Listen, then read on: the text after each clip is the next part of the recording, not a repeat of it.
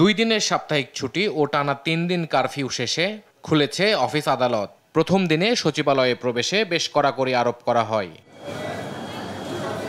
কয়েকদিনের ভীতিকর পরিবেশ কাটিয়ে কাজে ফিরতে পেরে খুশি কর্মজীবীরা। অনিবার্য পরিস্থিতির কারণে সেটা কিছুটা বিঘ্নিত হয়েছে। আমাদের অফিসে অনেকগুলো কাজও জমা পড়েছে।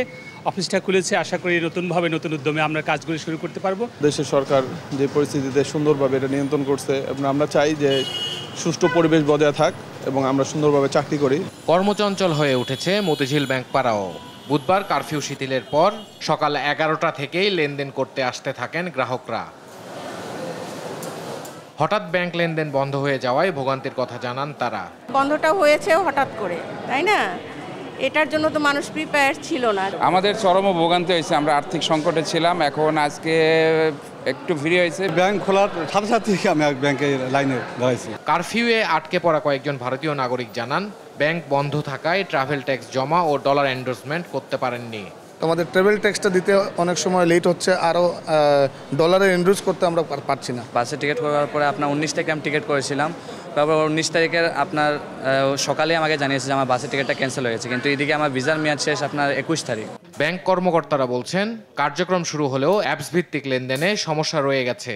গ্রাহক সেবা স্বাভাবিক করতে নিরবিচ্ছিন্ন ইন্টারনেট নিশ্চিতের আহ্বান জানান তারা। গ্রাহকদেরও নগদ টাকা তোলার যে একটা বিষয় সেটা, এবং কেউ কেউ জমা দিচ্ছেনও, মূলত এই দিকেই গ্রাহকের আগ্রহ বা চাপটা বেশি, এবং অন্যান্য স্বাভাবিক যে কার্যক্রম সেটাও আমরা চলমান রাখছি। অনলাইন লেনদেন সেটাতে আমরা আমাদের গ্রাহক সেবাটা নিতে পারছি। যে ব্যাংকিং খাতটা এই থেকে এই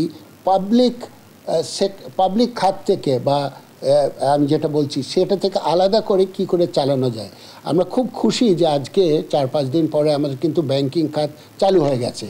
এদিকে শেয়ার বাজার খুললেও লেনদেনে ছিল ঢিলে ঢালা ভাব। বিনিয়োগকারীদের আশা, বাজার গতিশীল করতে কার্যকর পদক্ষেপ নেওয়া হবে।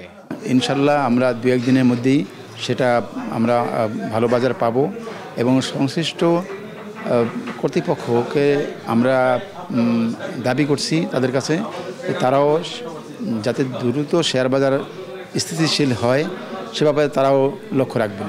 কারফিউ শিথিলের সঙ্গে সঙ্গে রাজধানীর মার্কেট ও শপিং মলগুলোও খুলেছে, তবে আগের মতো নেই ক্রেতার আনাগোনা।